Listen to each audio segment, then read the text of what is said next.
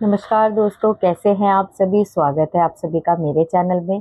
तो आपको तो पता है कि तीज त्योहार हैं और इस बीच में फिर से वीडियो नहीं आ पाई।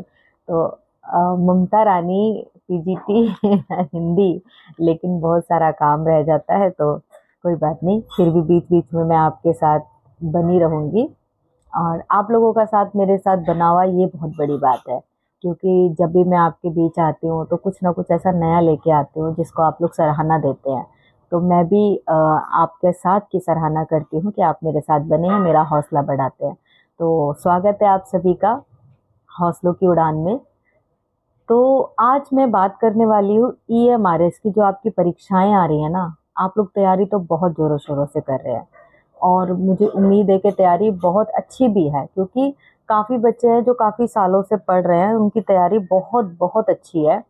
लेकिन हम लोग ना छोटी छोटी गलतियां कर देते हैं, और वो गलतियां कहाँ होती हैं, कैसे होती हैं। मैं थोड़ा अनुभवी हूँ इन चीज़ों में, क्योंकि मैंने नवोदय का एग्ज़ाम भी क्लियर किया है, ईएमआरएस का एग्ज़ाम भी क्लियर किया है।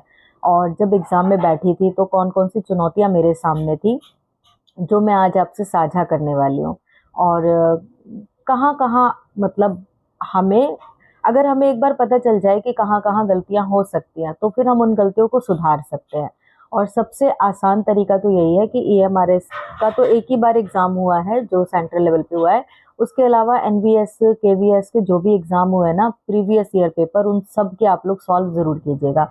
इसका रीज़न मैं आपको बताऊंगी। एक क्वेश्चन मेरे पास ऐसा है जो आपको आया था केंद्रीय विद्यालय में भी, रिपीट हुआ था नवोदय विद्यालय में भी, और फिर से रिपीट हुआ ईएमआरएस में।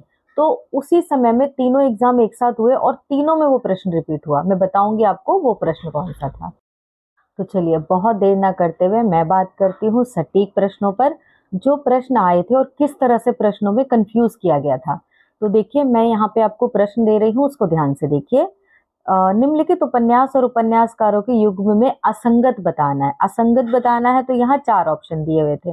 नूतन ब्रह्मचारी, ये बालकृष्ण भट्ट का है, आप सभी जानते हैं। श्यामा स्वप्न, ये ठाकुर जगमोहन सिंह का है, ये भी ठीक है। जिन्होंने ये सारी चीजें पढ़ी हैं उनको पता होगा। आदर्श दंपति लज्जाराम मेहता का है। अच्छा, मैंने कैसे याद किया था कि आदर्श दंपति जो होते हैं वो हमेशा लज्जा को अपना गहना बनाकर रखते हैं। जिनके घरों में लज्जा होती है वही आदर्श दंपति कहलाते हैं, है ना। आप जानते हैं, तभी रिश्ते चल पाते हैं। तो इस तरीके से मैंने याद किया। अब चौथा वाला आप मुझे बताओ, क्या ये संगत है? भाग्यश्री श्रद्धाराम फुलौरी। जबकि श्रद्धाराम फुलौरी का जो उपन्यास है वो है भाग्यवती, ये आप भी जानते हैं और हम भी जानते हैं। तो देखा जाए तो यहाँ दोनों ही सुमेलित नहीं है। अब यहाँ पे साफ सबसे ज्यादा जो गलत है वो तो आदर्श दंपति आ रहा है, लेकिन भाग्यश्री भी गलत ही है। तो इस तरह से इस प्रश्न में कंफ्यूज किया गया था। अब जो लोग आदर्श दंपति को मतलब पढ़े होंगे, तो वो लज्जा राम और राधा कृष्ण में कंफ्यूज हो जाते हैं। अब वहां पे क्या बोलेंगे कि अरे भाग्यश्री लिखा है, भाग्यवती नहीं लिखा है, इसका मतलब यही गलत है। अब यहाँ एक पहली गलती हो जाती है हमारी, और ये वाली गलती बहुत लोगों की हुई थी, बहुत लोगों की हुई थी। अच्छा, मैंने तो अपनी सीएमएल देखा ही नहीं है कि मेरे मार्क्स कितने बने थे, क्योंकि उस समय मेरा नवोदय में सिलेक्शन हुआ था तो मैं वहाँ ज्वाइन मतलब की हुई थी। तो मुझे टाइम ही नहीं मिल पा रहा था कि मेरा रैंक क्या बना और मेरे मार्क्स कितने आए, ये तो मैंने नहीं देखा। लेकिन मेरा अपॉइंटमेंट लेटर ईएमआरएस से आ गया था। अच्छा, इसी के साथ दूसरा प्रश्न देखिए। यहाँ है, निम्नलिखित में से पत्रकारिता का प्रकार नहीं है। ये पत्रकारिता से प्रश्न आया है, और बहुत अच्छे से पत्रकारिता को तैयार कर लीजिएगा। पत्रकारिता को तैयार करने के लिए 11th-12th की एनसीईआरटी की बुक आती है, उसका नाम है अभिव्यक्ति और माध्यम। बहुत अच्छी किताब है। उसकी एक एक लाइन, एक एक शब्द आप अंडरलाइन करके तैयार कर लेना। वो आपका केवीएस के लिए भी तैयार हो जाएगा और ईएमआरएस के लिए भी तैयार हो जाएगा। और एनवीएस में भी इसके प्रश्न आते हैं, लेकिन थोड़ा केवीएस में और ईएमआरएस में, जबकि ईएमआरएस को लगाओ तो थोड़ा सा टफ प्रश्न बनते हैं, क्योंकि इसमें इंटरव्यू नहीं होता है। तो आप वहां से अब देखो, निम्नलिखित में से पत्रकारिता का प्रकार नहीं है, जबकि विशेषीकृत पत्रकारिता भी है, एडवोकेसी पत्रकारिता भी है, वॉचडॉग भी है और खोज परख भी है। मैंने चारों पढ़ी है।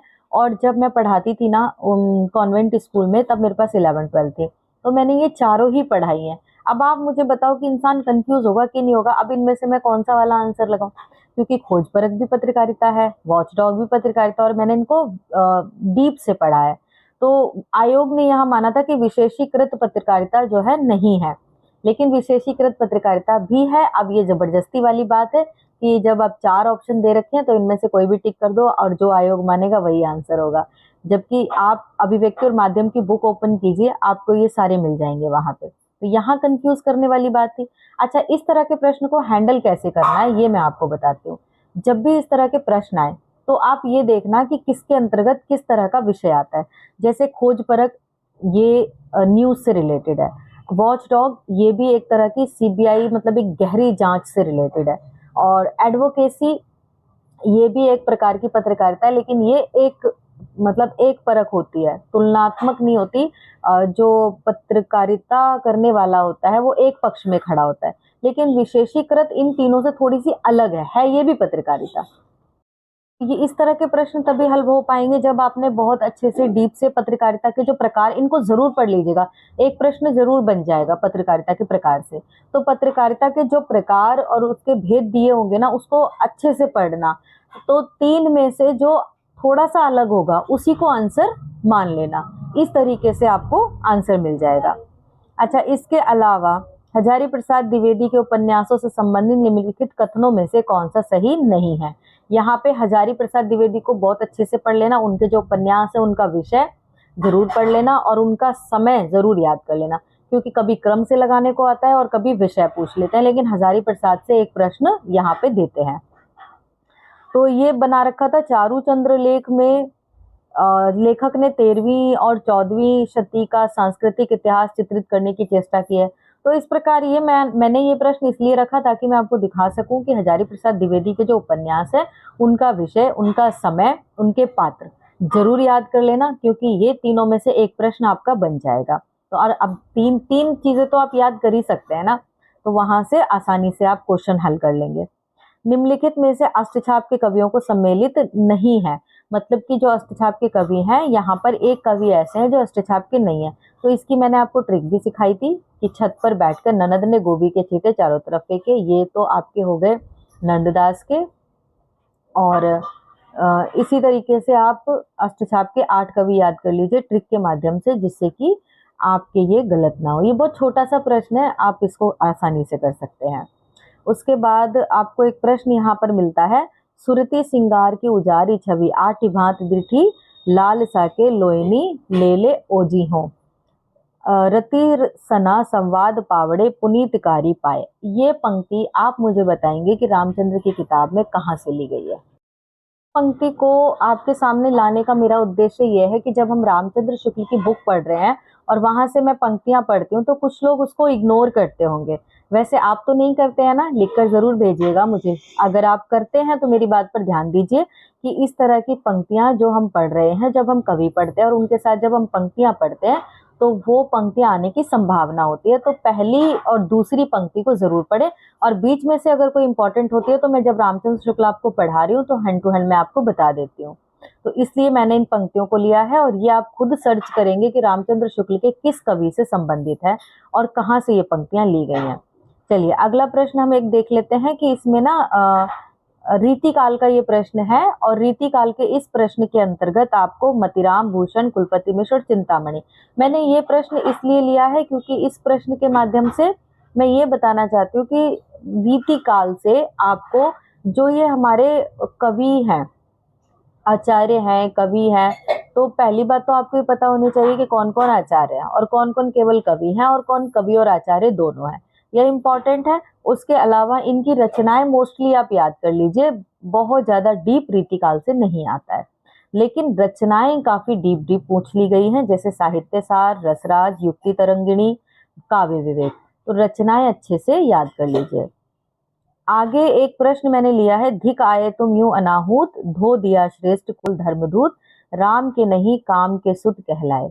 तो ये पंक्ति किसकी है? देखो कहने में तो लग रहा है कि राम की शक्ति पूजा, क्योंकि राम के नहीं तुम काम सुत कहलाए, तो यहाँ पर ऐसा लग रहा है कि राम की शक्ति पूजा से, लेकिन ये तुलसीदास से है। जब तुलसीदास उनके रत्नावली के घर पहुंच जाते हैं तब रत्नावली इस तरह की बातें बोलते हैं कि धिक्कार है आप पर कि आपने राम को याद नहीं किया, मेरे वजह से आप मेरे घर इस तरीके से आए। तो इस तरीके से हमने कितने प्रश्न देखे कि क्या क्या गलतियां हमसे हो सकती हैं। तो तो ये वीडियो मेरा लाने का उद्देश्य यही है कि हम गलतियों से बचें। तो इस तरीके की पंक्तियां जो हैं उनको मिला करके रिलेट करके जरूर याद कीजिएगा, ठीक है, ताकि गलतियां कम हो। अब ये एक कवि की पंक्ति आई है और हम ये पढ़ भी चुके हैं। माई ना होती बाप ना होते, कर्म ना होता काया, हम नहीं होते तुम नहीं होते, कौन कहाँ से आया। अब लगाने वाले ने इस पे कबीर लगाया। आप मुझे इसका आंसर बताएंगे, क्योंकि हम लोग निर्गुण काव्य धारा में इनको पढ़ चुके हैं, रामचंद्र शुक्ल की बुक में। तो आप मुझे आंसर जरूर भेजिएगा। जो बच्चे मेरा कहना मानते हैं, मेरे साथ बने रहते हैं, वो जरूर मुझे आंसर भेजते हैं। और मुझे उम्मीद रहेगी, देखूं कितने बच्चों के आंसर मेरे पास आते हैं। किसके अनुसार पृथ्वीराज रासो 2500 पृष्ठों का बहुत बड़ा ग्रंथ है। ये प्रश्न मैं इसलिए लेकर आई हूँ क्योंकि रामचंद्र शुक्ल की जो भूमिका वाला पेज है वो बहुत इंपॉर्टेंट है। देखो, मैंने तो उस पर वीडियो बनाया है। आपने जो मेरे चैनल पे नए हैं, अच्छा, सबसे पहले मैं रिक्वेस्ट करूंगी कि जो भी मेरे चैनल पर नए आए हैं, प्लीज मेरे चैनल को सब्सक्राइब कर दीजिए और वीडियो को लाइक जरूर कीजिए, क्योंकि आपके सारे प्रॉब्लम्स मैं अपने अनुभव के तौर पर आपको बताती हूँ कि किस तरह की समस्याएं हमारे एग्जाम्स में बनती हैं और उनको कैसे हल किया जाए। ठीक है, तो मेरे चैनल को जरूर सब्सक्राइब कीजिएगा और अपनी बहन को आगे जरूर बढ़ाइएगा। अच्छा, मैं यहाँ आपको बताना चाहती हूँ कि भूमिका से रिलेटेड मैंने एक वीडियो आपको स्टार्टिंग में दिया था, उसको आपने पूरा देखा होगा। जिन्होंने नहीं देखा है वो देख लीजिएगा प्लीज। और उसके बाद रामचंद्र शुक्ल की किताब से आप भूमिका वाला जो पेज है उसको एक एक लाइन आप पेंसिल से, ठीक है, अंडरलाइन कर करके जरूर पढ़ लीजिए, क्योंकि ये प्रश्न रामचंद्र की भूमिका से ही आया हुआ है। अच्छा, आगे मैं आपको बताना चाहती हूँ, निम्नलिखित में से गोदान का नारी पात्र नहीं है। तो इस तरह से हमने इतने सारे प्रश्नों का विश्लेषण देखा, इसलिए नहीं कि हम क्वेश्चन हल कर रहे हैं, इसलिए कि किस तरीके का पैटर्न है और किस तरीके से हमें इसको हैंडल करना है। ठीक है, अब यहाँ हमने देखा कि गोदान के नारी पात्र के बारे में बात हुई है, तो बासंती, शोभा, शहजादी, जालपा। आप देख रहे हैं कि कितना डीप से पूछा है। तो जो आपका गोदान है उसके जितने भी पात्र हैं, छोटे से छोटा बड़े से बड़ा, वो आपको पता होना चाहिए कि गोदान में इस तरह के पात्र हैं। इसी तरह से गोदान की तरह ही जो उपन्यास फेमस है, जैसे फणीश्वरनाथ रेणु का है मैला आंचल, है ना, इस तरह के जो उपन्यास है जो बहुत ज्यादा प्रसिद्ध है, उनके सभी पात्रों को आप एक बार जरूर पढ़ लीजिएगा, क्योंकि जो पात्र होंगे वो ऊपर ऊपर से नहीं पूछे जाएंगे, अंदर से भी पूछे जाएंगे, जो प्रसिद्ध मतलब उपन्यास है। अच्छा, इसके बाद ये प्रश्न आप देखिए, निम्नलिखित में तद्भव शब्द नहीं है। तद्भव तत्सम अच्छे से पढ़ लीजिएगा एक बार पूरी, मतलब कोई बुक उठा लीजिए या कोई चैनल देखना है तो नितिन सर का तो मुझे बेस्ट लगता है, स्टडी 91 ना, व्याकरण के मामले में बड़ा अच्छा पढ़ाते हैं और काफी सारा कंटेंट लेके आते हैं। आप पढ़ सकते हैं स्टडी 91 से। बाकी ये प्रश्न है जिस पर मैं आपको बोल रही थी कि एक प्रश्न था जो तीनों पेपर में रिपीट हुआ था, वो यही प्रश्न है। इसमें राय दे दिया है और केवीएस और एनवीएस में राजा दिया हुआ था। तो यहाँ पे आपको ये प्रश्न देखने को मिलेगा जो नवोदय में भी आया तुरंत से। जब केवी में हम बैठे तो केवी में भी हमें देखने को मिला। और मेरा एक आदत है कि जब मैं एग्जाम से आती हूँ तो आने के बाद मैं पेपर सॉल्व करने लग जाती हूँ। बहुत से लोग कहते हैं कि आने के बाद क्या पेपर देखना है, छोड़ो हमारे दिमाग खराब होता है, हम नहीं देखते। तो मेरी थोड़ी सी आदत है, जब तक मैं उस पेपर को नहीं देखती ना, मुझे चैन नहीं होता है। तो मैंने जब उस पेपर को नवोदय में देखा और जब सारे क्वेश्चन सॉल्व करे तो वो मुझे केवी में भी देखने को मिला, वहां मेरा आंसर ठीक हुआ और ईएमआरएस में भी मेरा आंसर ठीक हुआ। तो इस तरीके से मेरा ये वाला क्वेश्चन इसी वजह से ठीक हुआ था, बहुत सारे बच्चों का गलत हुआ था। अच्छा, मैं एक और बात आपको बताती हूँ, मेरे साथ बहुत सारे लोगों ने एग्जाम दिया था। वैसे मैं मतलब ये था कि हम लोग सभी मिलकर पढ़ाई करते थे, सभी ने एग्जाम दिया तो आपस में डिस्कस करते हैं घर आके कि भाई क्या प्रश्न था, कैसे हुआ, तुमने क्या लगाया, मैंने क्या लगाया। तो बहुत सारी चीजें ऐसी देखने में आई कि हम जल्दबाजी में सिली सी मिस्टेक्स बहुत ज्यादा करते हैं। किस किस के साथ होती हैं जरा मुझे लिख कर भेजिए, क्योंकि सिली मिस्टेक्स ही हमारी सारी गड़बड़ कर देती है। अच्छा, उनसे कैसे बचना है मैं आपको ना ये भी अभी बताऊंगी। बस 2-3 प्रश्न और है, इनको डिस्कस कर लेते हैं, फिर हम थोड़ा सा बात करेंगे कि सिली मिस्टेक्स से कैसे बचना है। तो ये प्रश्न बहुत बार, मतलब 3 बार रिपीट हो गया हाल ही में, तुरंत 1 महीने 2 महीने के अंदर ये एग्जाम हुए थे। देखो, नवंबर में आई थिंक नवोदय का हुआ था, दिसंबर में अगले साल ईएमआरएस का हुआ है और इसी बीच केंद्रीय विद्यालय का भी हुआ था। अब मुझे डेट याद नहीं है, उस समय में एग्जाम थे। तो एक के बाद एक के बाद एक प्रश्न तीनों में देखने को मिला। और यही चीज रिपीट हुई थी जब 2021 में यूपी का टीजीटी और पीजीटी हुआ था। पहले तो हुआ था यूपी का पीजीटी एग्जाम, जब हम देने गए और घर आके मैंने उसको सॉल्व किया, और जब मैं टीजीटी देने गई तो वहां पे फिर मुझे वो क्वेश्चन मिला, शेखर जोशी वाला था ना, पेड़ बोलते हैं, तो राजेश जोशी का था शायद, पेड़ बोलते हैं। तो एक बार मतलब आ गया तो दूसरी बार वो ठीक हो गया। अगर हम पेपर को सॉल्व नहीं करेंगे, अरे ठीक है हो गया हम नहीं कर रहे, ऐसे नहीं करना होता है। एक स्टूडेंट को हर तरफ से चौकन्ना रहना पड़ता है। और इसीलिए मैं कहती हूँ आपसे प्रीवियस ईयर जरूर लगाइए, प्रीवियस ईयर जरूर लगाइए। इसलिए बोलती हूँ क्योंकि वहां से उठे उठाए दो चार प्रश्न आ जाते हैं, कम से कम दो चार नंबर तो हमारे बढ़ते हैं, नहीं बढ़ते हैं। मान लो एक भी ठीक हुआ तो एक प्लस हुआ कि नहीं हुआ। चींटी की चाल चलना पड़ता है ना। अच्छा, एक बहुवचन वाला प्रश्न मैं डाल रही हूँ, इसमें क्यों मैंने डाला है, चींटी की चाल चलते चलते ही देखो हम आ गए लोटा लोटे पे। मतलब कि एक वचन से है जो लगता है सबको बहुत आसान है, देखो लगाने वाले ने फिर भी गलत लगाया हुआ है। तो मेरा नहीं है ये पेपर इसमें बहुत सारे आंसर गलत लगे हुए हैं। आप लोग ये बस सोचिएगा मेरा मेरे मुझे थोड़े से क्वेश्चन बस आपको दिखाने थे, तो मुझे जिसका भी पेपर मिल गया नेट पर, मैंने वहां से कुछ क्वेश्चन क्लिक कर लिया आपको दिखाने के लिए। तो ये क्वेश्चन जो राइट लगे हुए हैं बिल्कुल भी सही नहीं लगे हुए हैं, बस हम डिस्कस कर रहे हैं कि इस तरह के प्रश्न आ जाते हैं। तो लोटा लोटे, घोड़ा घोड़े, रस्सी रस्से, बच्चा बच्चे, तो सिंपल सा था कि रस्सी रस्सी का क्या होगा, रस्सियां होगा ना, बाकी तो ठीक है, लेकिन फिर भी सिली मिस्टेक हुई है। अच्छा, निम्नलिखित में से निर्गुण ज्ञानाश्री शाखा के कवि कौन नहीं है। ये हमने अभी निर्गुण शाखा खत्म किया है रामचंद्र शुक्ल से, तो बहुत आसान प्रश्न है, आप इसको आसानी से हल कर सकते हैं। तो इस तरह के प्रश्न बनते हैं कि देखो निर्गुण में हमने अभी पढ़ा कि निर्गुण कौन है, सगुण कौन है, तो कितने अच्छे तरीके से आप इसको सॉल्व कर लोगे।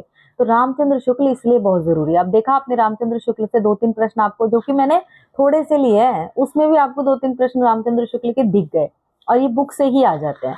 तो इसलिए आपको बहुत बारीकी से पढ़ना है, ज्यादा नहीं पढ़ना है, लेकिन जितना पढ़ना है उतना सटीक पढ़ना है, बारीकी से पढ़ना है, अच्छे से पढ़ना है। और जब आप एग्जाम देने टेबल पे बैठेंगे तब आपकी कलम सही आंसर पे टिक होनी चाहिए। इसके दो तीन टिप्स हैं। एक तो जो पंक्तियां याद करते हैं वो कवि से रिलेट कर दीजिए, कवि से उसको बांध दीजिए कि चाह कर भी वो गलत ना हो, चाह कर भी आप उसे भूले नहीं। ठीक है, किसी भी वर्ड को उठा लीजिए और उस कवि से उसको रिलेट करके बांध दीजिए। ठीक है, दूसरी बात, रचनाओं को भी ऐसे याद करिए जिस तरीके से मैं आपको बता रही हूँ कि रिलेट करके याद करिए। ठीक है, तो कहानियों को, उपन्यासों को, सबको मैं तो रिलेट करके याद करती थी, कहानियां बना बना के याद करती थी ताकि मुझसे गलतियां कम हो। और दूसरी बात, प्रीवियस ईयर बहुत ज़रूरी होता है, पेपर को सॉल्व ज़रूर करना। और जब पेपर को सॉल्व करें तो उसका सही आंसर ही आप पकड़ में लाना कि यही आंसर है। उसके अलावा यूथ कॉम्पिटिशन तो आपको पता ही है, उससे ज़्यादा से ज़्यादा प्रश्न बनाते रहिए, है ना। उमेश तिवारी से प्रश्न बनाते रहिए, वो इम्पोर्टेंट है। जिनके पास कोर्स है वो अपने कोर्स से बनाते रहिए, शाम को एक पेपर जरूर लगाते रहिए। अब तो तीज त्योहार भी सारे खत्म हो गए, दिवाली तक ही था जो भी था, अब दिवाली के बाद कोई तीज त्योहार नहीं है, आपको अच्छे से समय मिलेगा तो आप अच्छे से उसकी तैयारी कर सकते हैं। अच्छा, इसके अलावा बस प्रश्नों की कंफ्यूजन मैंने आपको बताई दिया, और बहुत ज़्यादा डीप लेवल नहीं था। फिर भी प्रश्न बहुत अच्छे थे, लेकिन आने वाले पेपर की संभावना है कि अब की बार थोड़ा सा और कठिन पेपर आ सकता है। तो होपलेस तो सबसे पहले मत होइए, सबसे पहले तैयारी करते समय होपलेस नहीं होना, दूसरी बार टेबल पे बैठते समय एग्जाम हॉल में होपलेस नहीं होना। दो चीज़ों से बचाइए खुद को, और इसको बचाने का रास्ता ये है कि आपके अदर एग्जाम्स भी भरे हुए होंगे, आप उन पे भी ध्यान देके ये ध्यान रखना जब AMRS का एग्जाम दे रहे हो कि नहीं नहीं मेरे पास एक रास्ता और भी है, अगर नहीं हो पाया तो कोई बात नहीं, मुझे होपलेस नहीं होना है, मुझे दूसरी तरफ तैयारी करनी है। तो इस तरह अपने दिमाग को दूसरा रास्ता जब हम देते हैं तो हमारे दिमाग पे प्रेशर थोड़ा सा कम बनता है। और बस मैं यही बताना चाहूँगी, क्योंकि EMRS तो मैंने क्लियर किया है और नवोदय भी मैंने क्लियर किया है, नेट भी मैंने क्वालिफाई किया है, तो सोचा कुछ छोटे मोटे अनुभव मैं भी आपको बता दूं कि कहाँ कहाँ हम फ्यूचर में गलतियां कर सकते हैं। तो उन गलतियों से प्लीज़ अपने आप को बचाइएगा। और जो TGT दे रहे हैं उनके पास लैंग्वेज में 3 तरह के पेपर आएगा, तो तीनों को सॉल्व करके आइएगा। कभी कभी हम 2 को सॉल्व करते हैं, तीसरे को भूल जाते हैं, तो ध्यान से पेपर दीजिएगा। और मैनेजमेंट टाइम का बहुत ज़रूरी है। तो कैसी लगी आपको ये मेरी टिप्स जो आज मैंने आपको EMRS से रिलेटेड बताई। और फर्स्ट पेपर में मैं आपको कहूँगी कि इस बार फिर भी इजी हो गया है। पिछली बार 4 नंबर लाना था, जिसमें से अगर आधा नंबर भी कम हो गया, 3.5 हो गया, 3.25 हो गया, तो बच्चों का पेपर ही चेक नहीं हुआ था। तो इस बार आपके लिए थोड़ा सा आसान है। टेंशन बिल्कुल मत लीजिए कि नेगेटिव मार्किंग 1/3 की है तो कैसे करेंगे, हमसे नहीं हो पाएगा। ऐसा नहीं है, ये आसान है आपके लिए। जितना ज़्यादा सटीक प्रश्नों को क्लिक करेंगे उतना आप सफलता की ओर बढ़ेंगे। तुक्का थोड़े कम लगाइएगा और इतनी तैयारी इतनी अच्छी रखिएगा कि तुक्के लगाने की ज़रूरत ना पड़े। ठीक है। और फर्स्ट पेपर में मैंने आपको बोला ना, TGT वालों को थोड़ा ध्यान रखिएगा, तीनों करके आइएगा। और टाइम मैनेजमेंट आप अपना बना के रखिएगा। इसके लिए आप ये करिए, पिछले साल वाला जो TGT और PGT का पेपर हुआ है उसको डाउनलोड कर लीजिए। डाउनलोड करके उस पेपर के प्रिंट आउट निकाल लीजिए, 1 बार 2 बार 3 बार उसको सॉल्व करिए। मतलब ये नहीं कि एक बार ही करके रख दिया, 1 बार 2 बार 3 बार उसको सॉल्व करिए। उसको सॉल्व करने से आपका मॉक टेस्ट हो जाएगा और आपका टाइम मैनेजमेंट आपके हाथ में आ जाएगा कि मैं कितनी जल्दी अपने पेपर को सॉल्व कर सकती हूँ। और जब आपका EMRS का एग्जाम होगा ना, उससे 2-3 दिन पहले फिर से उस पेपर को एक बार प्रिंट आउट, मतलब प्रिंट आउट बिना टिक वाले निकाल लेना 3-4, और फिर उसको टिक लगा लगा के सॉल्व करना। और जब आपका एग्जाम आने वाला होगा उससे 1-2 दिन पहले उस जो आपका ये फिर से रखा होगा उसको फिर से टिक कर लेना। देखना उसमें कितना टाइम मतलब आपका स्पेंड हो रहा है। तो इससे क्या होता है, टाइम मैनेजमेंट होता है, टाइम आपका बचता है, तो ये बहुत ज़रूरी है। तो इसी तरीके से आप लोग अपनी तैयारी कीजिए। कोई भी क्वेरी और क्वेश्चंस हो तो आप मुझे लिख सकते हैं। एक बार फिर से मेरे चैनल को सब्सक्राइब कीजिए, वीडियो को लाइक कर दीजिए, अपनी बहन को आगे बढ़ाइएगा ज़रूर। सब्सक्राइबर नहीं बढ़ रहे हैं मेरे, जल्दी से बढ़ाइएगा। धन्यवाद सभी को। हैप्पी दिवाली, हैप्पी भैया दूज, हैप्पी बहुत सारे त्योहार। धन्यवाद।